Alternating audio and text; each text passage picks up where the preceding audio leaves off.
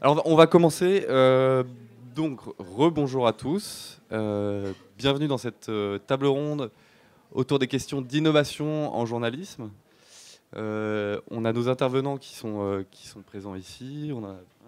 Mais avant de commencer la table ronde, j'aimerais donner la parole aux étudiants de l'EPJT, donc l'école publique de journalisme de Tours, avec qui nous avons mené un début de travail sur les questions d'innovation et qui ont rendu leur recherche, en tout cas les résultats de leur recherche dans le hall, sous la forme de 5 panneaux mettant en avant 5 innovations. Je leur laisse la parole pour qu'ils expliquent un petit peu leur démarche, et puis nous on commencera juste après. Donc, bonjour à toutes et à tous, donc moi c'est Maxime, je suis étudiant en première année à l'EPJT, et donc je vais vous expliquer un petit peu les prémices de ce projet. Donc quand nous sommes arrivés en cours de journalisme et innovation avec Benoît, nous étions peu à savoir ce qu'était la différence entre une invention et une innovation. Finalement, nous avons vite compris. Une invention est un nouveau produit qui ne rentre pas dans les pratiques sociales, du moins pas encore. Pourtant, une innovation, si l'objet créé ou inventé ne correspond pas à un besoin des utilisateurs, il restera une invention. A contrario, les 5 innovations que nous avons choisi de vous présenter, donc à l'exposition, ont réussi à toucher un certain public en ciblant des sujets potentiellement susceptibles d'être intéressés. Bon, parfois c'est un peu plus complexe. Je pense notamment à l'innovation Africa Talks, qui se situe entre les deux, car il n'a pas encore été concrétisé. Mais les plateformes de e-learning réussiront à trouver un écho sur un certain public. Nous vous invitons à aller voir les panneaux d'exposition que nous avons réalisés afin de donner les principaux apports de ces différentes nouveautés. Nous n'en sommes pas les créateurs malheureusement, mais nous avons essayé avec nos modestes moyens de donner plus de visibilité à ces innovations qui pourraient être utiles au journalisme de demain. Leur point commun, elles ont toutes réussi à combler un manque qui existait dans la pratique ou dans l'usage du journalisme. Et des manques, même si tout est mis en œuvre pour les combler, il y en aura toujours. C'est pour cela qu'innover en permanence est nécessaire. Une innovation journalistique doit proposer une nouvelle approche aux médias. Pour faire sens, elle doit anticiper une utilisation future en s'adaptant aux dernières technologies, dont le numérique. Le journalisme est un métier donc en mutation permanente et c'est ce qui le rend passionnant. Il ne faut jamais cesser de mettre en exergue sa créativité, car une invention peut déboucher sur l'innovation de demain. Pour moi, le journalisme du futur, c'est donc une offre journalistique qui s'adapte parfaitement aux besoins et aux désirs des usagers. Un journalisme qui s'ouvre à toutes les populations et qui utilise les dernières technologies pour séduire les plus jeunes. Maintenant, je vais donner la parole à Naïla. Donc bonjour à tous, moi je m'appelle Naïla, comme l'a dit Maxime, et je suis aussi en première année de journalisme. Donc après avoir réfléchi sur ce qu'était une innovation et ce que cela représentait dans le monde du journalisme, nous avons commencé nos recherches. Le but était, comme l'a expliqué Maxime juste à l'instant, c'était de trouver une innovation qui existait déjà et d'expliquer en quoi est-ce qu'elle pouvait faire évoluer la profession de journaliste. Pour cela, on a eu carte blanche et on s'est posé plusieurs questions qui nous semblaient fondamentales en ce qui concerne l'évolution dans ce métier. Quels sont les futurs outils des journalistes ? De quelle nouvelle façon peuvent-ils travailler ? Ou encore, comment utiliser les nouvelles technologies pour mieux informer ? Ce travail de réflexion nous a permis de concevoir la profession tout autrement et aussi d'enrichir le débat sur l'évolution du métier. Puis, bien évidemment, il a fallu concrétiser et donner du corps à notre projet. Donc pour ça, on a fait 5 groupes. Le premier était chargé de la rédaction des textes présentant les innovations que vous pouvez voir à l'exposition. Ce groupe a travaillé en collaboration avec celui de la mise en page qui a réalisé la maquette et la création de nos panneaux. Ensuite, un autre groupe qui était responsable de la médiation s'est occupé de la communication entre notre promotion et les innovateurs. D'ailleurs, pour ça, on a créé un site qui s'appelle futurjournalisme.wordpress.com, si vous voulez aller consulter. Dessus, on a publié 3 interviews des innovateurs que nous avons rencontrés. Ensuite, un autre groupe était chargé des inventions. Eux, ils ont imaginé, à partir des innovations présentées aujourd'hui, leur évolution dans 25 ans. Et enfin, un dernier groupe était chargé de la scénographie. Donc, pour eux, il fallait préparer matériellement l'exposition et aussi s'assurer de son bon déroulement. En ce qui me concerne, ma vision du journalisme du futur, c'est un journalisme qui puisse toucher absolument tous les individus. Ce métier, comme on le sait tous, permet donc d'informer, d'animer le débat public, mais aussi de soulever des questions fondamentales pour l'homme. Et aujourd'hui, malheureusement, encore trop de personnes ne sont pas ou sont mal informées. Et là, je pense notamment au cas des pays du continent africain. Et comme Maxime en a parlé rapidement tout à l'heure, dans les innovations que nous vous présentons, il y a un projet qui s'appelle Africa Talks. Et ce projet, c'est en fait de former des journalistes africains pour qu'ils soient préparés en fait, à investiguer et à faire un travail d'enquête, du coup, pour pallier le problème majeur qu'il y a dans les pays africains, à savoir la désinformation. Donc ce manque ne demande qu'à être comblé, et pourquoi pas grâce aux innovations que nous vous présentons aujourd'hui à l'exposition. Et maintenant, je passe la parole à Hugo. Bonjour à tous. Donc, on s'en est rendu compte, concevoir le journalisme de demain n'est pas une mince affaire, c'est moins qu'on puisse dire, et chacun a dû redoubler d'efforts pour mener à bien la tâche qui lui était incombée. Et l'exposition que nous vous proposons de découvrir aujourd'hui n'est que la phase émergée de l'iceberg, puisque le travail en amont a été semé d'embûches, mais Maxime et Naïla ont su parfaitement résumer cette phase. Et cette profession de journaliste, nous espérons en être les acteurs demain, mais comme nous avons pu le constater, elle exige un investissement total et une imagination sans limite. Nous avons dû faire face à un nombre incalculable d'imprévus, comme une innovation refusée par Benoît, ou alors une mise en forme à refaire la veille pour le lendemain. Mais notre force de caractère et notre solidarité nous a permis d'aboutir à notre objectif final, meilleur même que nos attentes initiales. Et donc en plus d'Africa Talks, la plateforme de e-learning, nous vous proposons de découvrir les projets Node, Breaking Mood, Scénario ou encore Blendle. Donc tout à l'heure à la sortie dans le hall, vous pourrez découvrir les panneaux et on sera là pour répondre à vos questions. Et donc aujourd'hui, nous vous proposons une fenêtre ouverte sur le journalisme de demain, un journalisme accessible par tous, aux quatre coins du monde et permettant aux usagers de s'instruire en permanence. Et selon moi, le journalisme est avant tout une vocation. Et à l'instar de ceux qui veulent faire respecter la loi et la justice dans les rues en devenant policier ou sauver des vies en devenant médecin, nous, c'est le désir d'informer qui nous anime. Car le journaliste n'est pas qu'un simple relais de l'information. Et il ne doit pas négliger aucun pan de l'actualité, tout simplement. Le journalisme, du coup, c'est délivrer une information claire et précise. Et si l'on connaît déjà la voie classique avec les grands médias, à nous de trouver les nouveaux chemins et d'anticiper les nouvelles façons pour informer demain. Voilà, on a fini notre présentation. Merci. Donc maintenant, on va s'installer.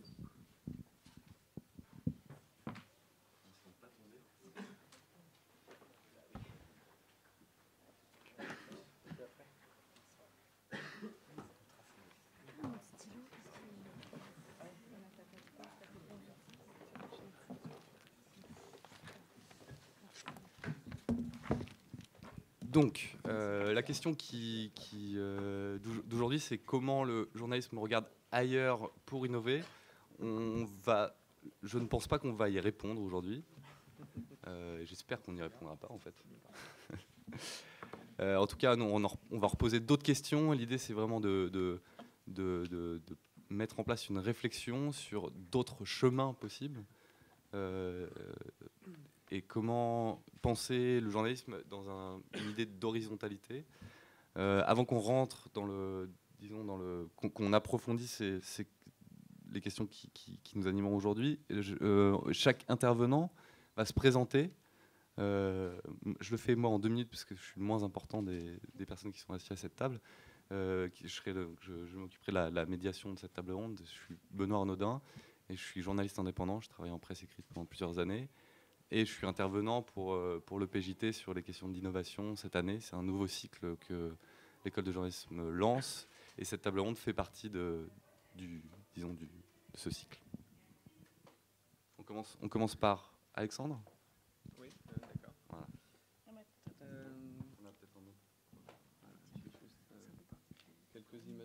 Quelques images à vous montrer pour la présentation. Donc voilà, je m'appelle Alexandre Leray, je ne sais pas si vous m'entendez bien, je suis graphiste et programmeur. J'ai la particularité de travailler avec un collectif uniquement avec des logiciels libres et open source, mais je reviendrai sur ce que ça veut dire. Et donc je suis invité aujourd'hui parce que je travaille sur un magazine un nouveau trimestriel belge d'enquête et de récits qui s'appelle Médor, qui est ici, on pourra le faire circuler. Donc voici la dernière couverture, puisque le numéro 2 en fait sort aujourd'hui. Je crois qu'on n'a pas beaucoup de temps, donc je vais essayer de me dépêcher. Donc Médor, en fait, c'est un projet créé par 19 fondateurs, qui sont des gens qui sont à la fois issus du journalisme, de la communication, du graphisme, etc., etc. En fait, tous les métiers qui composent un journal, avec la volonté, en fait, de réinventer un petit peu. Enfin, c'est très ambitieux, mais en tout cas, de notre manière de réinventer un petit peu notre manière de travailler le journalisme, en partant du constat que les conditions de travail se dégradent et qu'une des réponses qu'on peut apporter aussi à la baisse de la qualité de la presse, c'est en fait de reconstruire un chemin, de reconstruire des conditions de travail qui vont permettre aux journalistes en fait, de faire leur travail correctement, aux journalistes, aux graphistes, d'avoir le temps et l'espace nécessaire pour essayer de pousser un petit peu plus leur travail, de ne pas faire la dernière interview, de ne pas rater la dernière interview parce qu'on n'a plus le temps, on n'a plus d'argent, etc. Et donc, pour ça, en fait, on a essayé de penser très fort à la structure en fait, du projet. Donc, on s'est réunis à 19, d'abord par petits cercles. Et donc, on a essayé de réunir un petit peu donc, par affinité et de rechercher un petit peu les compétences nécessaires à la création d'un journal, d'un magazine. Et donc, on a réfléchi à la structure. Donc, on a choisi de faire une structure en coopérative.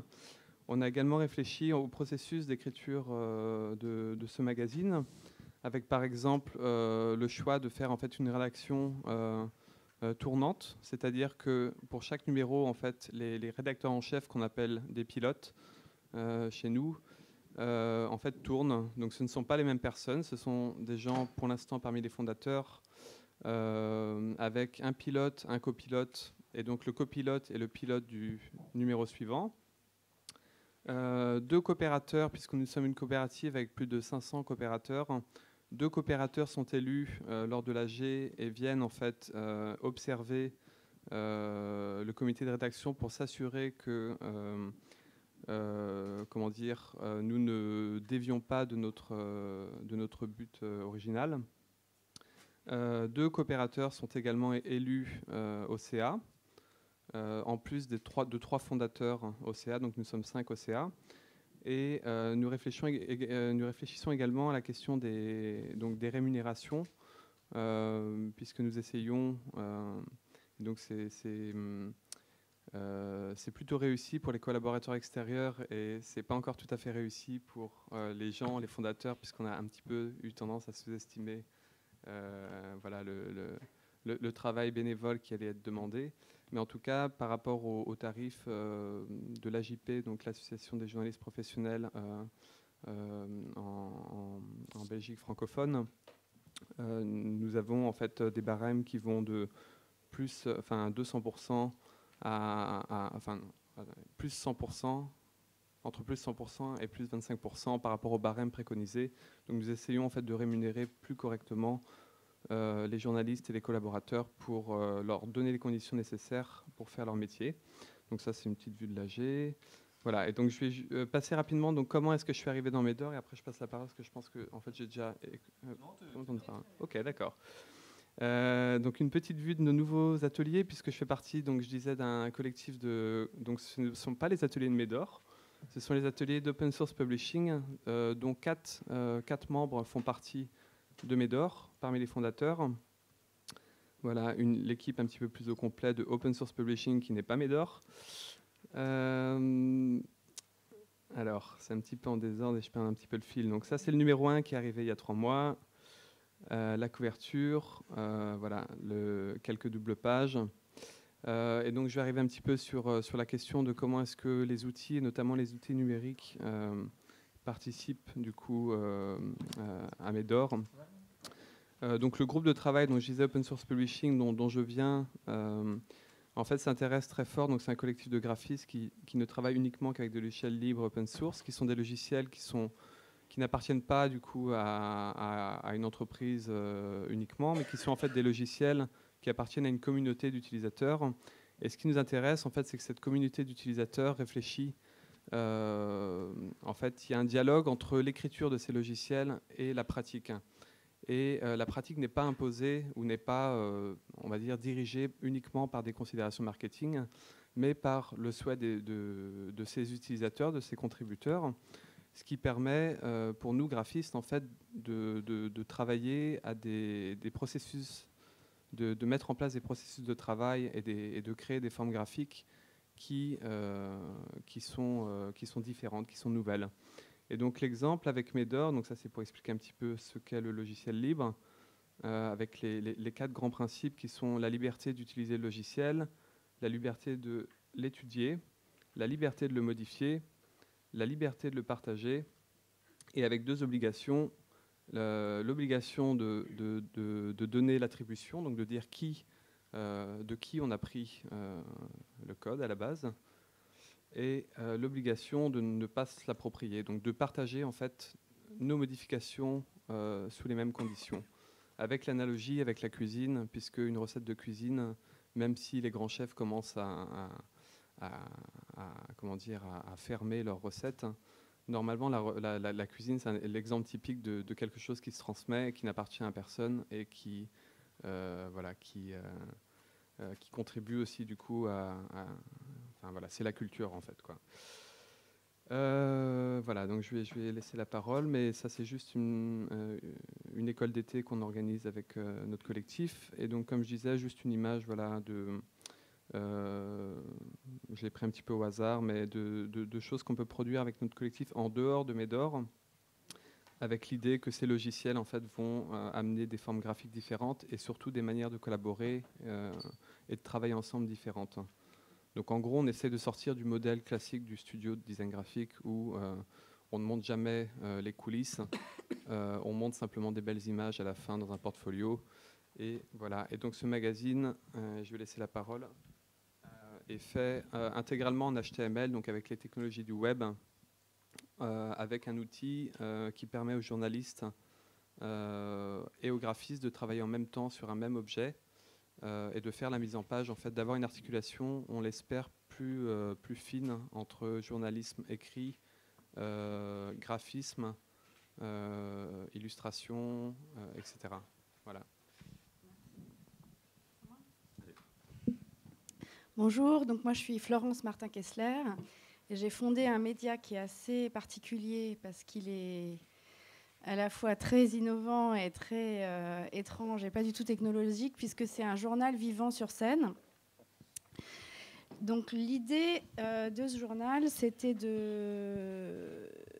au lieu de tourner les pages d'un magazine ou d'une revue, c'est de faire venir des journalistes, des réalisateurs, des auteurs en tout genre pour des spectacles de journalisme qui ne se passent qu'une fois, où ils incarnent dans des récits courts et ils racontent leurs enquêtes, leurs récits. Et donc, on fait que des récits inédits, on fait des diaporamas sonores et on utilise toute la palette du journalisme pour incarner ce journal, faire un journal vivant, sur scène, en direct, et unique et éphémère. Il n'y a aucune captation, aucun enregistrement, aucune photo qui est prise. Et donc, on a commencé il y a 2 ans. On a fait 8 éditions déjà, on en a fait en Belgique, on en a fait à Marseille, on en a fait à Paris, à Blois, en région Centre. Et on a d'autres projets à Londres, à Boston, on a plein de demandes en fait de projets. Et c'est quelque chose que j'ai commencé donc, sur un modèle américain. Il y a un format qui a été inventé à San Francisco qui s'appelle Pop-Up Magazine. Ça a été inventé il y a à peu près en 2009. Et qui remplit des assez grandes salles sur ce format. Donc moi, j'ai rencontré le fondateur aux États-Unis qui s'appelle Douglas McGray. Et il m'a dit, je te donne mon concept, si tu veux le faire en France, il n'y a pas de problème, ou en Europe. Donc moi, je suis à la base, je suis réalisatrice de documentaires et journaliste. Donc j'ai fait beaucoup de films. J'ai habité longtemps aux États-Unis pendant 10 ans. J'ai habité en Inde aussi. Et puis j'ai rencontré Douglas McGray à une résidence pour journalistes qui est au Nieman Lab à Harvard. et donc qui est vraiment l'endroit au monde où on a l'impression qu'on touche du doigt tout ce qui peut se faire de plus nouveau en journaliste. Sauf que finalement, le live magazine, c'est quelque chose qui est complètement anti-technologique. Il n'y a pas d'écran, il n'y a pas d'enregistrement, il n'y a pas de replay, il n'y a aucune diffusion autre que le moment. Et quelque chose qu'on a commencé de manière totalement artisanale pour s'amuser dans des salles de 300 personnes. Maintenant, on remplit des salles de 1000 personnes assez régulièrement. Et ça s'est fait un peu comme ça, quoi. Donc ce qui était intéressant, c'est qu'en inventant ce format, déjà, il y a eu une hyper bonne réception des auteurs qu'on invite. Donc un peu comme tu disais, on a aussi un petit côté un peu militant, parce que moi j'ai commencé ça parce que je trouvais que c'était très difficile de vendre mes documentaires sur Arte ou sur France Télévisions.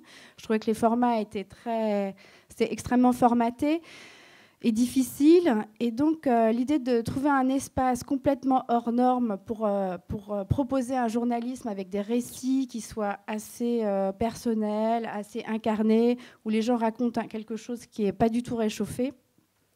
Finalement, il y avait un espace pour ça. Et qu'est-ce que je pourrais vous dire d'autre ? On a même fait une levée de fonds, donc j'ai fini par créer une société, en fait, alors qu'au début, je faisais ça en plus de mon travail de réalisatrice freelance, avec 2 associés, un qui travaille à la radio et un qui est directeur d'une agence de presse. Donc on a des profils un petit peu différents. Et finalement, on a fait une levée de fonds, donc ce qui nous a un peu installé dans un mode start-up, alors qu'on est quand même on a un fonctionnement assez artisanal, on n'a pas de locaux, par exemple, et on revendique un petit peu ça aussi. Voilà ce que je pourrais.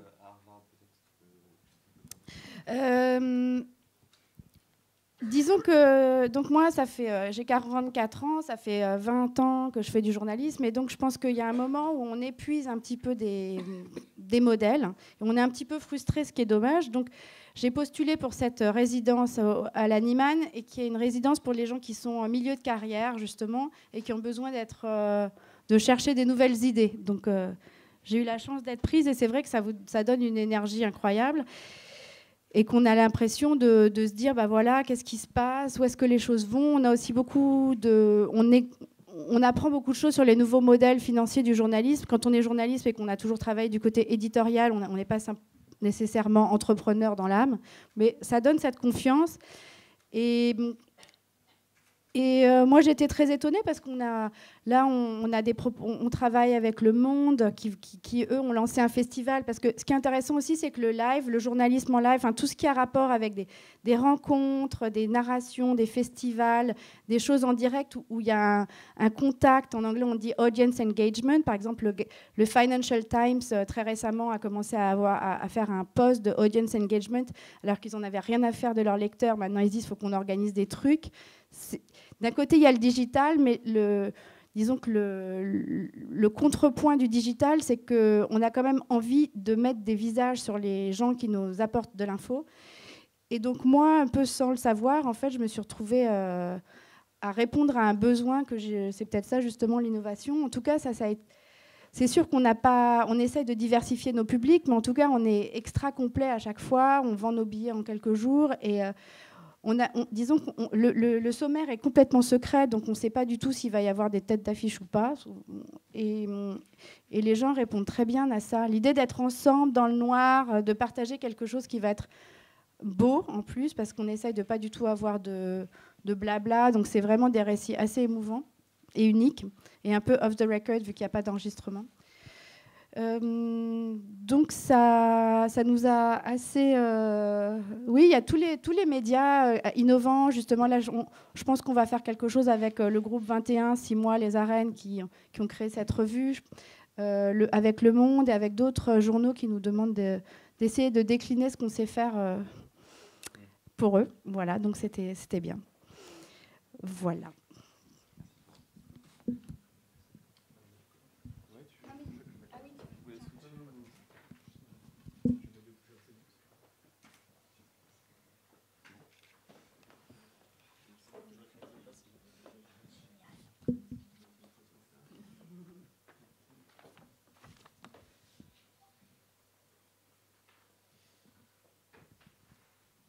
Bonjour à tous, moi je m'appelle Bastien Kerspern, j'ai 26 ans, je suis designer d'interaction et je fais partie d'un petit studio avec mon collègue qui s'appelle Casus Ludi.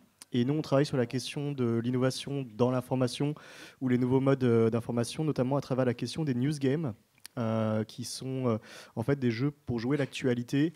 Autrement dit, on va s'informer sur des sujets de société, sur des sujets qui font l'actualité. Non pas en lisant un article, non pas en regardant un documentaire, mais en jouant à un jeu vidéo. Et on vient utiliser les codes du jeu vidéo pour raconter des sujets d'actualité et des faits de société. Donc, Casus Ludi, donc on n'est pas une start-up, on ne veut pas être appelé une start-up, on est plus une espèce de petite fabrique artisanale, on n'a pas l'intention de grossir ou de faire des millions, on est plutôt dans des projets d'expérimentation autour de croisement des codes des nouveaux médias et des codes du journalisme notamment. Et on développe des news games, donc des jeux sur l'actualité. Notamment, on est en train d'essayer de finaliser un jeu sur Notre-Dame-des-Landes, qui est un jeu qui prend ce projet assez controversé et qui essaye de proposer aux joueurs de se faire une opinion. Donc c'est un jeu qui est neutre, qui propose simplement aux joueurs d'incarner un camp ou un autre et de se démarquer grâce à une utilisation fine à la fois des arguments autour du débat, mais également de toutes les techniques et tactiques des pros et des anti-aéroports. Donc c'est un moyen de jouer cette actualité, de se faire une opinion, de mettre peut-être à l'épreuve son opinion et de voir tout ce qui gravite autour du débat, que ce soit les violences lors des manifestations, que ce soit l'occupation de la ZAD, que ce soit les scandales politiques, et de décrypter un peu cette actualité compliquée. On a travaillé également sur un autre news game qui s'appelle Shame Gas, qui est un jeu qui permet de comprendre les techniques des lobbyistes pro-gaz de schiste, qui est inspiré pour les plus joueurs d'entre vous d'un jeu qui s'appelle Plants vs Zombies, que vous connaissez peut-être. Notre but aussi à Casus Ludi, c'est un peu de s'inspirer des jeux qui existent aujourd'hui et de voir comment est-ce qu'on peut les détourner, les reformuler pour en faire des objets d'information en tant que tels.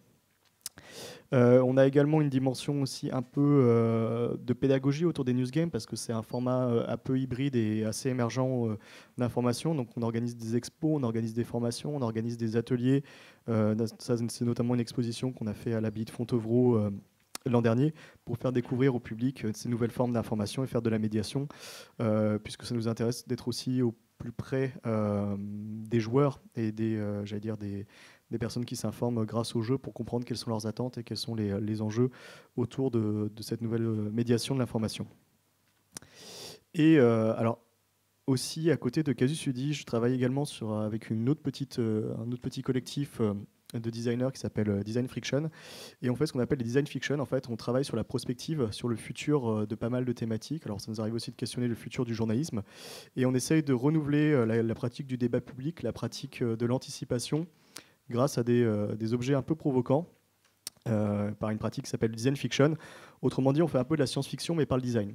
Donc on fait de l'anticipation sociale, on va venir questionner des sujets de société, on va venir les mettre en discussion grâce à des objets qui ont été conçus comme des objets classiques, c'est-à-dire on utilise les mêmes méthodes qu'on utilise pour concevoir un iPhone par exemple ou un ordinateur ou ce que vous voulez, sauf qu'on les utilise pour produire des objets qui vont jamais sortir. Donc des objets qui pourraient sortir dans le futur mais qui seront jamais là. Et en fait, ces objets nous servent de provocation pour créer du débat, pour créer de la discussion. Ça, c'est notamment un projet qu'on a fait avec le Parlement britannique qui s'appelle Proto-Policy, où on essayait d'interroger les parlementaires anglais, on était missionné pour interroger les parlementaires anglais sur la façon dont ils construisent des politiques publiques, la façon dont ils font des lois autour de vieillir chez soi. Donc des personnes âgées qui, à 80, 90, 110 ans, vont encore être chez elles, qui vont vieillir chez elles parce que les maisons sont adaptées au fait de vieillir chez soi. Et la question, c'était de lever un tabou justement sur vieillir chez soi, qui était l'euthanasie. Donc on a créé cette montre connectée, un peu comme vous pourriez avoir une Apple Watch, sauf que sa principale fonction, c'est de vous euthanasier. Donc autrement dit, vous choisissez quand est-ce que vous voulez mourir chez vous. Donc c'est un objet qui n'est pas prévu pour être mis sur le marché, qui est techniquement faisable, qui est tout à fait plausible, mais qui est socialement inacceptable au vu et illégal au vu des lois aujourd'hui. Et donc le but de faire ce genre d'objet, c'est aussi justement de créer des objets de médiation, des objets de discussion, et de raconter une information, de raconter un sujet de société à travers un objet un peu provoque, et bien sûr de déclencher la discussion. Et on fait aussi également ça, et là il y a un petit lien du coup avec Casus Ludi, on fait ça aussi sous forme de jeux de cartes ou de jeux qui interrogent des thématiques de société à venir. Ça, par exemple, c'est un jeu de cartes sur tout ce qui est les smart cities, donc il y a un sujet de société qui est croissant, autrement dit les villes intelligentes, comment est-ce que nos villes deviennent numériques.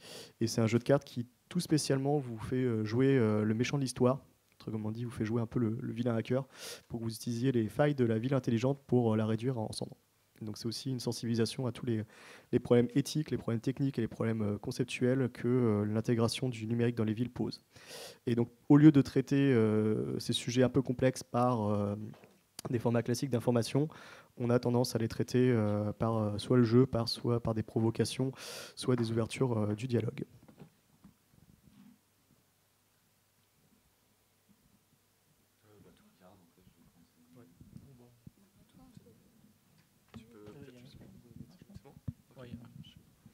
Bonjour, moi je vais être très rapide puisque du coup Bastien a parlé de l'essentiel de notre activité à Casus Ludi. En fait, je vais juste préciser sur la constitution peut-être de Casus Ludi. Donc on est 3. Bastien donc, qui est designer d'interaction, donc on a une formation de design avec une grosse tendance à s'intéresser à la chose publique, au débat et à toutes ces choses-là et à la citoyenneté. Pierre qui n'est pas là mais qui est un développeur parce qu'il en faut aussi quand on fait du numérique. Et qui a beaucoup travaillé aussi sur du jeu, donc voilà, qui est tout à fait dans la tendance. Et puis moi-même, donc qui n'ai pas d'études académiques en rapport avec ce que je fais aujourd'hui, mais je suis game designer à la base. J'ai travaillé une dizaine d'années dans une société qui faisait du serious game que j'avais monté avec des collègues. Et après un passage par la communication, donc j'ai décidé avec Bastien et Pierre de monter Casus Ludi. Et donc voilà, donc c'est une structure, mais je crois qu'on va en reparler après sur les choix de formalisme de structure pour nos activités, comment on a décidé de faire ça. Mais voilà, donc on a monté ces structures à 3. Et aujourd'hui, on a pour particularité de pratiquer le news game de manière, autofinancée. C'est-à-dire qu'en fait, notre modèle économique n'est pas basé sur le news game. On affiche le news game comme une activité et à côté de ça, on fait en sorte de gagner des sous autrement pour pouvoir expérimenter librement sur le news game. Merci à tous. Donc vous avez déjà pu voir lors de ces présentations qu'on est sur des domaines à la fois différents qui touchent au journalisme ou pas, mais qui en tout cas questionnent la transmission d'informations. Sur les 4 intervenants, on a des modes, des façons de faire, des formes qui sont différentes. Voilà, on a des jeux vidéo donc, là, qui demandent beaucoup qui demandent un développement du code, des réflexions sur le game design, mais on a aussi du théâtre. C'est un classique. Ma première question, je vous l'adresse à tous. J'aimerais qu'on questionne juste ce mot innovation. En fait, ça me paraît bien de commencer là-dessus, puisqu'on l'a utilisé pour la table ronde. Mais j'aimerais qu'on le critique un petit peu, en fait. Non, je me faisais la réflexion pendant la présentation des étudiants juste à l'instant. En fait, c'est marrant parce que moi, j'imagine qu'on place en fait les mêmes idées, mais pas avec les mêmes mots. Et pour moi, le mot innovation, en fait, je préfère le mot invention, dans le sens où l'innovation, donc, j'y vois en fait plus le caractère de nouveauté, sans nécessairement en fait, re-questionner.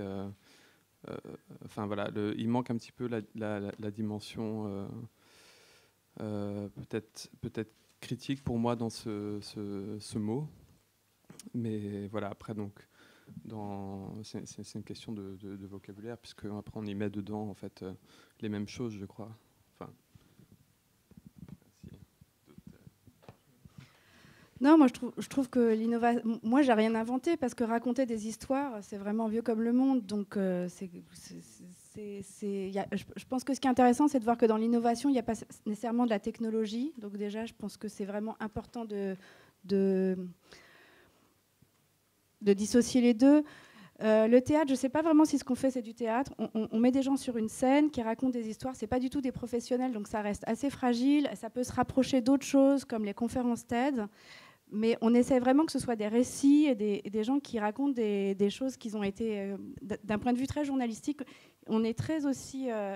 on travaille, c'est vraiment de la haute couture, on passe des heures à travailler les récits. On utilise des choses très simples sur la construction narrative qui sont aussi vieilles comme le monde, mais apparemment, c'est quand même nouveau. Donc, c'est vrai que moi, ça m'a un petit peu étonnée de voir qu'on nous a beaucoup mis comme étiquette innovant. En même temps, je l'assume pleinement. Je suis très contente qu'il y ait quelque chose. Il y a quelque chose d'indéniablement assez frais dans la façon dont c'est fait. Et on a un modèle économique qui est peut-être de ce point de vue-là un petit peu disruptif, vu qu'on vend de la billetterie, donc ça finance nos spectacles, qu'on essaye de faire pas trop cher parce qu'on essaye de diversifier les publics aussi, et ça plaît beaucoup aux gamins et aux gens qui ne consomment absolument pas d'infos ou qui ne regardent pas la télé ni de documentaires. Et on fait aussi des spectacles avec des journalistes pour des institutions, des festivals ou des marques aussi. Donc ça, c'est des choses qui sont un peu aussi à la limite du brand content. Voilà, donc ça ne nous fait pas particulièrement peur. En tout cas, innovation et technologie, c'est important de les dissocier. Juste pour finir, je ne sais pas si vous vous souvenez, mais l'année dernière, un document stratégique du New York Times avait fuité sur leurs orientations stratégiques prioritaires. Et ce que j'avais donc il y a beaucoup de choses sur la vidéo et d'autres choses qui m'intéressent par ailleurs, mais il y avait vraiment quelque chose sur le live et sur le fait qu'il fallait qu'ils fassent quelque chose entre leurs journalistes et leurs lecteurs et que ça allait être une source de profit. Et c'est vrai que c'est quelque chose, moi, donc je me suis dit, si même le New York Times, qui est à la pointe du journaliste, le dit, c'est que ça doit pas être, c'est que ça doit être vrai. Voilà. Bastien, est-ce que tu as quelque chose à rajouter ? Sur l'innovation, je trouve que c'est un mot un peu galvaudé, un peu un gros mot aujourd'hui qui est mis un peu à toutes les sauces. Mais ça, je pense qu'il y a une déformation aussi professionnelle parce que je viens du monde du design et on l'utilise beaucoup. On a une injonction à l'innovation, une injonction à être créatif et une obligation de devoir se démarquer. Pour autant, il y a beaucoup de choses de répétition et je veux dire, le design, c'est énormément de répétition et de repompe de choses que les gens ont déjà fait auparavant. Mais bon, on est pris dans l'injonction à l'innovation. Les entreprises et les clients nous demandent d'être innovants. Ils veulent être innovants sans comprendre vraiment ce que c'est. Et je rattache ça un peu au mot créativité aussi, qui est aussi une espèce d'injonction qu'on a tout particulièrement dans les industries créatives et culturelles. Et en fait, créativité, si vous regardez le mot, il a été tissé dans les années 60-70. Donc c'est un mot qui est hyper récent et qui dénote bien d'une espèce de, d'état d'esprit un peu dans la société de consommation, de vouloir se démarquer, de vouloir innover, de vouloir entreprendre. Donc quand on parle d'innovation, c'est pas mal aussi de casser les mythes en fait qu'il peut y avoir un peu derrière. Donc je te rejoins sur l'approche critique qui est à mon avis vraiment nécessaire là-dessus. Et de quelle innovation on parle? Effectivement, on n'est pas forcément sur l'innovation technique, on peut être uniquement sur l'innovation d'usage. Et je pense pas qu'à Casus Ludi, d'ailleurs, je vais te laisser compléter Florent là-dessus, mais je pense pas que nous on se considère comme innovants ou comme faisant de l'innovation en tant que telle. Alors effectivement, on en a un peu parlé avant. Sur le concept en fait, de l'innovation, ce qui est un peu compliqué, c'est effectivement tous les usages qu'on s'en fait aujourd'hui. D'autant que l'innovation, notamment dans le tissu industriel dans lequel on est nous, à Nantes, dans les entreprises du numérique, etc., c'est autant un terme marketing que fiscal, puisqu'il y a toutes les aides à l'innovation, etc. Donc c'est vraiment utilisé dans tous les sens et tout le monde se réclame de l'innovation. Non, je pense que nous, en fait, on essaye, en travaillant sur le News Game, on se contente de faire le constat que le jeu, notamment grâce au jeu vidéo qui a émergé il y a une quarantaine d'années et qui a commencé par être un espèce de hobby, marché de niche, est devenu aujourd'hui un usage très courant, pas du tout de niche et pas du tout spécifique à certains types de catégories de personnes. Et donc cette évolution-là, qui n'en est qu'à un stade finalement médian, j'ai envie de dire, puisqu'on va dire que les gens maintenant ont de grandes chances d'être sensibilisés aux jeux vidéo. Tous les gens qui ont moins de 50 ou 40 ans sont probablement sensibilisés. Cette acculturation aux jeux vidéo et du coup par extension aux jeux fait que le jeu devient un média totalement légitime pour faire autre chose que juste du divertissement.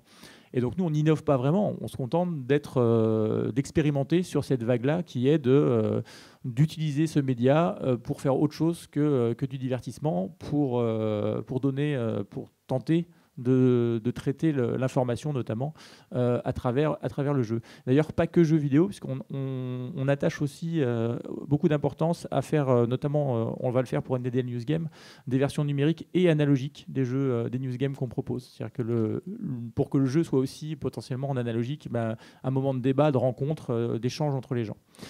Et donc voilà, et puis je crois que c'est tout. Il y a un mot qui revient à peu près chez tout le monde, je pense, c'est différent. Différent, c'est vraiment plus que le terme innovation, c'est la différenciation. J'aimerais vous poser la question, la différenciation par rapport à quoi? Enfin là, moi, le mot que j'ai entendu dans ce qu'a dit Florent, c'est expérimentation. Et moi, j'aime beaucoup. Il y a aussi le mot laboratoire qui est pas mal utilisé. Mais c'est sûr que moi, je viens d'un milieu, le documentaire, qui était un milieu où on pouvait beaucoup expérimenter dans les années 70, où il y avait de l'argent public, où il y avait des nouvelles caméras et on pouvait raconter des histoires comme ça. Maintenant, il se trouve que les financements sont assez... tout est assez formaté dans les cases, et même Arte, qui était la chaîne où on pouvait faire ce genre de journalisme un peu différent, qui s'appelle souvent pas du journalisme d'ailleurs. Il y a toujours ce grand débat entre les documentaristes et les journalistes. Mais bref, maintenant, c'est plus un espace où on peut faire ça. Donc l'idée d'expérimentation pour des gens comme moi et des gens autour de moi, on s'est dit non mais c'est pas possible quoi. Ça suffit. Il faut qu'on trouve un petit truc. On va trouver un petit endroit pour faire nos trucs, tous nos projets retoqués, tous ces repérages qu'on a fait qui servent à rien, tous ces gens qu'on a rencontrés. Qu'est-ce qu'on peut faire de toute cette matière? Même à la radio, on a du mal à caser nos trucs. Donc il y avait vraiment un côté un peu, pas salon des refusés, mais on s'est dit, bon, bah voilà, nous, on a plein de choses, on a plein d'expériences on va aller les raconter sur une salle, on va vendre nos billets et voilà. On a vraiment fait ça pour s'amuser, en plus, vraiment pour quelque chose de... Enfin, il y a quelque chose d'assez amusant à commencer quelque chose sans avoir une espèce de plan, de business plan à 5 ans. C'est vraiment quelque chose... Enfin, c'est marrant quand ça marche après, donc c'est vraiment super, mais on a vraiment fait ça sans aucun plan marketing en se disant, tiens, on va aller demander les aides à l'innovation de je sais pas quoi. Donc c'est assez passionnant de faire ça. Et pourtant, j'aimerais bien que vous développiez sur l'expérimentation, qui est à mon avis et pourtant, vous avez des processus de travail. Quand même. Je pense que pour le jeu, c'est un peu particulier parce que le jeu, en fait, c'est un truc un peu magique où les gens n'ont jamais trop réfléchi à comment est-ce qu'on faisait des jeux vidéo. Donc ça commence à se structurer, ça commence à être rationalisé. Et moi, venant du design, alors pas design, game design, mais design interaction, qui là est, lui, par contre, très carré en termes de process, de comment est-ce qu'on invente un produit ou autre. C'était un peu le passé d'un truc très cadré à un truc un peu on fait ce qu'on veut. C'était assez intéressant. Mais je pense que ouais, le mot expérimentation est pas mal, alors encore qu'il commence aussi à devenir un peu galvaudé, je pense. Je ne sais pas, il faut trouver un autre mot. Mais ce qui nous, à mon avis, aussi nous rassemble tous, c'est un peu cette idée de mettre au défi des statu quo qui peuvent exister, que ce soit dans le journalisme, que ce soit dans la transmission d'informations, que nous, ce soit par exemple vis-à-vis du jeu vidéo, où le jeu vidéo serait fait uniquement pour divertir. Ce genre de statu quo, ce genre de côté un peu sclérosé de la pensée médiatique, d'une certaine manière, c'est un peu aussi le truc, on aime bien les taquiner, on aime bien les critiquer, on aime bien les challenger, on essaie d'aller voir un peu plus loin. Alors c'est notamment vrai avec le design fiction, parce que c'est un des principes du design fiction, c'est de révéler, de mettre au défi les statu quo. Là, on parlait de l'euthanasie, par exemple, tout à l'heure. Je pense qu'il y a un petit côté sale gosse en fait, là-dedans, de se dire on va pas prendre les choses pour acquis, et on aime bien foutre la merde un peu. C'est un peu aussi une des raisons pour laquelle on fait une NDDL News Game, je pense, à Casus Ludi, d'aller taquiner des gens... des journalistes en l'occurrence pour NDDL News Game sur leur terre en leur disant voilà, on peut informer d'une autre façon, vous avez parlé pendant 40 ans de ce projet sans arriver à en faire le tour, on n'a pas la prétention nous d'y arriver, mais on va venir vous mettre un petit coup de pied quand même pour vous montrer qu'il y a d'autres formes à envisager. Ce qui est particulièrement marrant quand on sait tous les débats autour de la carte de presse, qui est journaliste, qui n'est pas journaliste, du coup, effectivement, le côté sale gosse en disant tiens, nous, je ne sais pas si on est journaliste ou pas, mais enfin, en tout cas, on a une certaine déontologie, on fait du fact-checking et on sait comment raconter des histoires. Mais nous, par exemple, à Live Magazine, on a raconté des histoires en dessin, on en a raconté avec des mimes, belges d'ailleurs, on a raconté avec des danseuses. On essaie vraiment d'expérimenter, de trouver d'autres façons de raconter des histoires qui sont complètement vraies et qui sont journalistiques dans un certain sens. Après, c'est un peu bord cadre, mais Mais voilà, mais c'est amusant à faire, c'est sûr. Alexandre, j'aimerais bien parler. Tu parlais aussi de la philosophie dans. Ah, pardon. Non, je voulais juste finir sur les process en fait pour dire quand même que le jeu vidéo effectivement a cette problématique d'être assez récent et donc d'avoir depuis finalement peu de temps comparé à d'autres médias de réels process établis, etc. C'est une des raisons pour lesquelles j'ai pas fait d'études de jeu, c'est que à l'époque où j'étais étudiant, juste il y en avait pas. J'ai fait de la biologie et pas beaucoup. Mais mais sur le principe, voilà, il n'y avait pas d'école de game design à l'époque où j'étais étudiant. Et du coup, les process se construisent au fur et à mesure. Se sont construits au fur et à mesure des années. Aujourd'hui, nous, sur le jeu, on essaie d'appliquer des process qui sont issus de l'industrie du jeu. Et on s'attache toujours, pour les news games, à travailler avec des journalistes, parce qu'on n'est pas journaliste et on ne se prétend pas journaliste. Donc on travaille avec des journalistes pour apporter le fond documentaire. Ce qui n'est pas toujours facile, d'ailleurs, il faut trouver des journalistes, évidemment, qui ont envie de tenter cette expérience-là. Et donc voilà, donc le process se construit comme ça. Et ce qui est intéressant aussi, pour revenir un tout petit peu aussi sur l'innovation, enfin sur le côté innovation, truc qui fait bouger en tout cas, dans l'aspect truc qui fait bouger de l'innovation, c'est en faisant des news games, je me suis aperçu donc on pouvait porter du sens et porter des messages avec le jeu. Et à l'inverse, j'en ai parlé lors d'une conférence il n'y a pas longtemps, c'est intéressant de voir qu'il peut y avoir un rebond et dire aux jeux aussi, vous faites des jeux pour le divertissement, n'hésitez pas à passer du sens aussi dedans, à commencer à mettre des messages, puisqu'on voit que le news game permet de transmettre de l'information. Pourquoi le jeu divertissant, de la même manière que le cinéma ou la littérature ont évolué vers des films engagés, vers des choses comme ça, ne pourrait pas lui aussi porter du sens C'est la question de la porosité entre les domaines. Plus de porosité, en tout cas dans votre cas, amène de la réflexion et des expérimentations. Juste Alexandre, sur open source publishing, la question de l'outil, du processus, de l'expérimentation dans le graphisme, qui est quand même un métier avec voilà, des lourdeurs, on va dire, entre guillemets, comme plein d'autres métiers. Il n'y a pas de... en tout cas, vous donnez le droit de questionner, c'est ça? Oui. En fait, la question du processus est la question en fait centrale de notre questionnement, que ce soit donc dans Open Source Publishing, donc ce groupe de graphistes, qui d'ailleurs en fait n'est pas du tout composé uniquement de graphistes, puisque une des idées en fait c'est déjà de créer de la perméabilité entre différentes compétences qui souvent travaillent côte à côte, mais finalement ne se comprennent pas toujours. Un exemple très simple, c'est les programmeurs et les designers qui ont chacun leur idée et qui en fait ne parlent souvent pas le même langage. Mais donc dans Open Source Publishing, il y a eu également des gens qui venaient du monde, par exemple, il y avait un mathématicien, il y avait quelqu'un qui vient plus du monde de la performance, quelqu'un qui vient plus qui était illustratrice. Ça s'est un petit peu resserré le champ des compétences au fil des années, mais en tout cas, il y a toujours cette volonté de réussir à dialoguer de créer en fait de nouveaux modes de collaboration pour que des compétences qui normalement sont séparées puissent se parler et se nourrir. Donc on est tous un petit peu graphistes, tous un petit peu programmeurs, tous un petit peu... Alors ça ne veut pas dire qu'on est confortable dans chacun de ces pôles, ou etc. Mais en tout cas, la question de sortir un petit peu de sa zone de confort est importante pour nous. Et donc, je pense que c'est aussi quelque chose qu'on a essayé d'amener dans Médor, enfin également les autres gens de Médor sont sensibles à la question du processus, puisque quand on a commencé, en fait, le processus de réflexion a pris 3 ans, en fait, avant de sortir le numéro 1.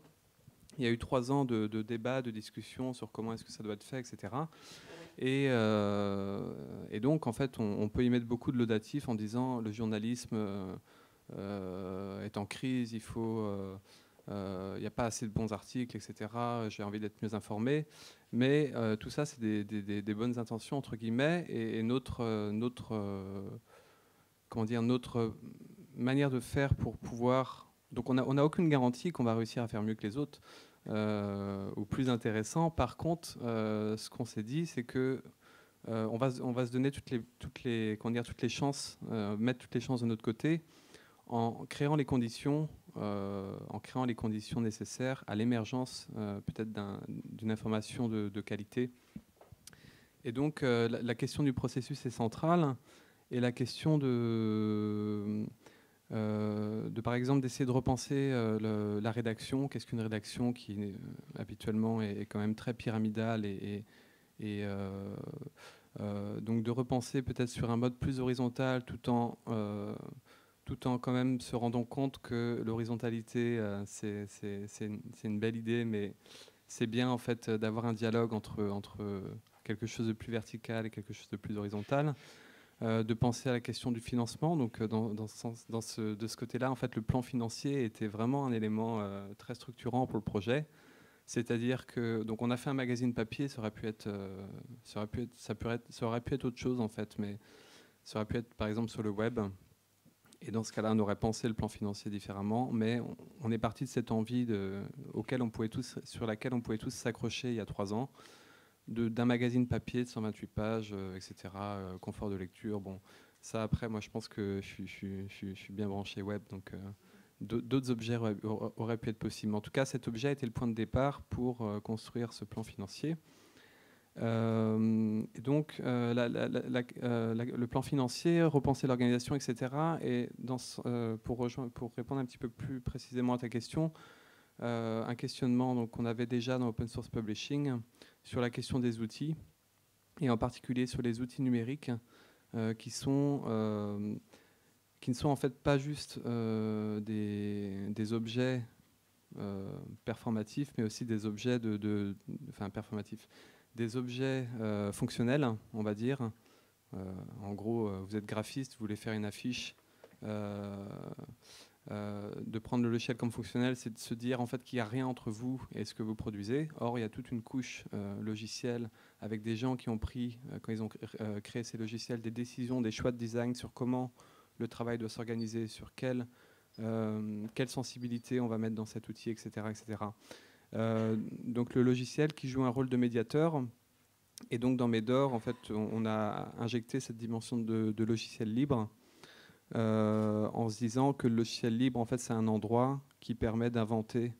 Le logiciel libre en soi est un modèle d'invention de modes de travail alternatifs, alternatifs à la manière dont alternative et aussi soucieux en fait de conserver ou de favoriser les pratiques des gens. Et pour finir peut-être là-dessus, donc moi j'aime bien en fait mettre sur le même plan des choses qu'on a pu faire par exemple dans Médor on a essayé par exemple la sociocratie. Bon, il se trouve qu'on aurait beaucoup de travail encore à faire là-dessus. Mais la sociocratie, donc alors je serais très très mauvais pour vous expliquer parce que je crois que c'est relativement complexe, mais et ce qui est intéressant, c'est aussi que c'est quelque chose pour lequel on peut aussi avoir des désaccords, dans le sens où c'est un modèle néerlandais en fait de discussion qui est vraiment créé à la base dans des entreprises pas du tout coopératives ou quoi que ce soit. Mais le principe, c'est vous avez une discussion et vous allez essayer de tomber d'accord. Et donc c'est une manière de faire la médiation du débat. Et le principe de base, c'est que vous laissez les gens s'exprimer tant qu'ils ont quelque chose à dire avant de prendre la parole. Et donc vous faites un tour de table comme ça, etc. Ça peut prendre 3 heures. Et le principe, c'est de tomber d'accord. Non, le principe, c'est de... alors il y a une différence entre consensus et consentement. Enfin bon, il y a quelque chose de cet ordre-là, quoi. Donc, je suis pas très très fort pour vous parler précisément de ça, mais par contre, en tout cas, je mets sur le même niveau en fait des modes d'organisation, de médiation entre nous qu'on peut avoir pour l'élaboration du magazine, et le logiciel comme en fait aussi mode de médiation. Et un exemple, en fait, c'est la plateforme sur laquelle on travaille. Donc généralement, les graphistes, ils reçoivent un point doc, ils le mettent en page en InDesign, et puis en fait, il y a des corrections qui sont ajoutées, donc il faut le recouler 10 fois, et c'est la galère. Et donc, on a mis en place en fait une plateforme d'écriture qui permet aux journalistes et aux graphistes de travailler de manière plus proche et de travailler en fait ensemble au même moment sur le même objet. Donc ça, c'est un exemple. Donc c'est relativement rudimentaire pour l'instant, mais en tout cas, ça marche, ça a déjà produit de choses. Donc, voilà. La question de l'organisation et de la structure même, on a commencé un petit peu à parler de structures vraiment différentes. Là, on a Casus Ludi qui fonctionne d'une façon différente que, par exemple, Live Magazine. J'aimerais bien que vous développiez un petit peu cette question de l'organisation. Est-ce que vous vous organisez en avançant ou est-ce qu'il y a quand même un petit peu de réflexion autour de ça ? Je vais commencer rapidement par Casus Ludi. Alors, en fait, le truc, c'est qu'il y a un moment donné où, si on veut travailler, il faut effectivement se structurer d'une manière ou d'une autre. En France, c'est pas si compliqué que ça, contrairement à ce que beaucoup de gens disent, de créer une structure, quelle qu'elle soit. C'est plus compliqué qu'ailleurs, mais pas non plus infaisable. Et le principal problème en France, c'est ce dont se plaignent beaucoup de startups, c'est la problématique des premières levées de fonds, en fait, des fonds d'amorçage, qui sont très difficiles à obtenir en France, alors que ce qui vient après, les deuxièmes levées, troisième levée de fonds sont pour le coup très favorables en France. Mais le début, c'est dur. Sauf que nous, on n'avait pas de besoin en termes financiers. Donc, quand on veut créer une structure et qu'on n'a pas vraiment de besoin financier, tout ce qu'on a à fournir, c'est du temps.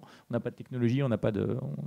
Voilà, c'est assez simple. Du coup, on n'avait pas cette pression-là. Donc, créer une structure, c'était assez facile. C'était un choix un peu par défaut. Après, on a créé une SAS. C'est pas forcément la forme la plus adaptée. On pourrait très bien imaginer effectivement que pour ce qu'on veut faire, une association ou un collectif, ce soit des formes plus en adéquation avec l'esprit de nos expérimentations et de notre. Mais moi, l'idée que j'avais, c'était d'avoir un modèle économique qui nous permette de faire tout ça sans galérer et de stabiliser une équipe. Et pour stabiliser une équipe, il y a un moment donné, il faut payer les gens. Quand on est en collectif, c'est un peu chacun aussi à un moment donné vit sa propre histoire économique. Quand on est dans une association, c'est pas toujours facile d'avoir tous les fonds qu'on veut, etc. Donc l'idée, c'était d'avoir un modèle économique basé sur de la prestation de services à, on va dire, en gros 50%. Et puis le 50% du temps qui nous reste, on fait ce qu'on veut, on fait nos expérimentations. Du coup, créer une société, je vais dire classique, une SAS, quoi, ça se justifie par ça, c'est-à-dire qu'on fait, grâce à ce modèle économique, on fait un peu ce qu'on veut. C'est clairement sans doute pas le truc le plus optimal en termes de coûts, etc. Mais au moins là, c'est simple et c'est carré. Et pour l'instant, ça marche.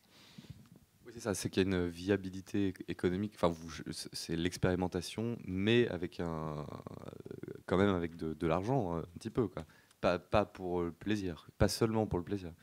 Non, tout à fait. Mais la partie expérimentation est vraiment libre de toute contrainte puisqu'elle se fait dans un temps qui est financé par le reste de nos prestations, en fait. Donc c'est vraiment ça le modèle économique. C'est le côté. En plus, ça permet d'être indépendant. NDDL News Game, ça pourrait pas être porté par une entreprise qui soit financée par un intervenant quelconque, média ou public ou privé d'ailleurs, parce qu'on pourrait accuser de parti pris d'une manière ou d'une autre. Là, ça nous permet d'être totalement indépendant et dans la forme et dans les sujets qu'on traite.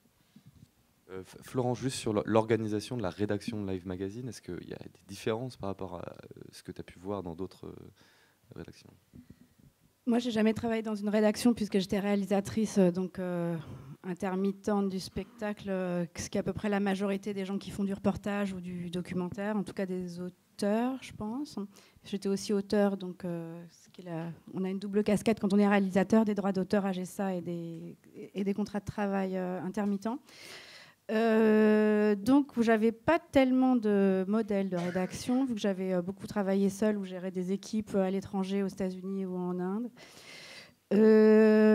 Comment ça se passe ? On a créé une société. J'ai mis un peu de temps parce que c'est un peu un saut de se dire qu'on va d'avoir sa boîte. Enfin bon, ça m'enchantait pas particulièrement, mais enfin bon, après ça se passe bien.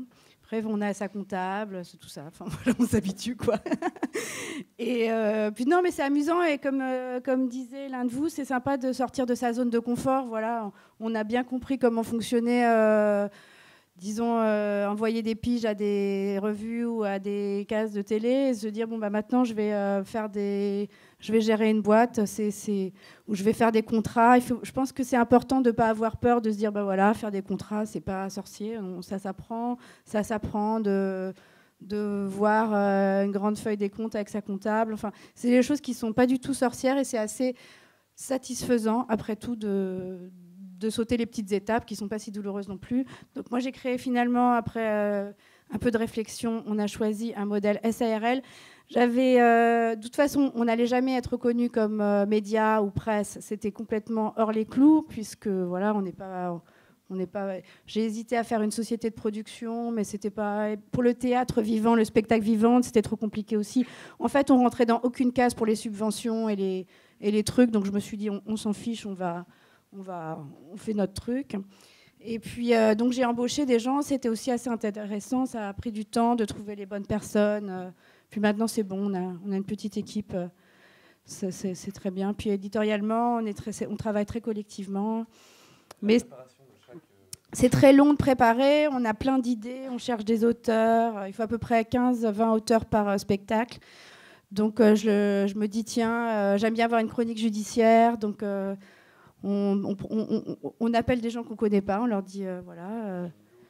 Ondine Millot, Pascal Robert-Diard, comme on a fait une édition marseillaise, on avait la chroniqueuse judiciaire de la Provence, Séverine Pardini. Ou alors on a des trucs qui nous tapent complètement dans l'œil, qu'on trouve géniaux. Par exemple, il y avait Lucie Soulier du Monde qui a fait un récit en WhatsApp, le trajet d'une migrante syrienne. On a recréé ça en live en animation, en fait. Voilà, qu'est-ce qu'on fait d'autre? La préparation, j'ai appris aussi la mise en scène, par exemple. Moi, je ne savais pas très bien ce qu'était cours et jardin, mais j'avais très peur des gens qui travaillent dans les théâtres, et maintenant, je suis hyper à fond. Je leur dis non, baisse le plein feu et tout ça. Donc, c'est important de prendre confiance. Enfin, en tout cas, c'est ça que m'a appris. C'est ça que ça m'a appris. On peut faire de la mise en scène. Là, on parle de très, très grandes salles dans lesquelles on pourrait être. Et on m'a dit, c'est vous qui faites la mise en scène. Et j'étais là, je me voyais avec les 20 techniciens en train de dire, oui, pas de problème, je vais y arriver. Mais, ouais, mais la structure, non, mais ça se passe bien. C'est moi la patronne quand même. Donc, voilà, au bout du bout, c'est quand même moi qui décide.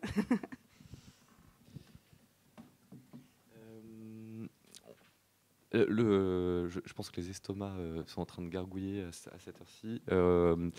Normalement, on aimerait prendre un peu de temps pour répondre à vos questions, en tout cas les intervenants répondre à vos questions. On a vraiment brossé très légèrement un portrait de comment innover ailleurs. Ce qu'on vous propose, c'est qu'on va tous sortir de la salle. Et on va se retrouver dans le hall pour une séance de questions-réponses individuelles avec chacun des invités. Puis ceux qui veulent aller manger, ils vont manger. Voilà. En tout cas, on reste là-bas pendant au moins une demi-heure, 3/4 d'heure pour vous. Merci d'être venus.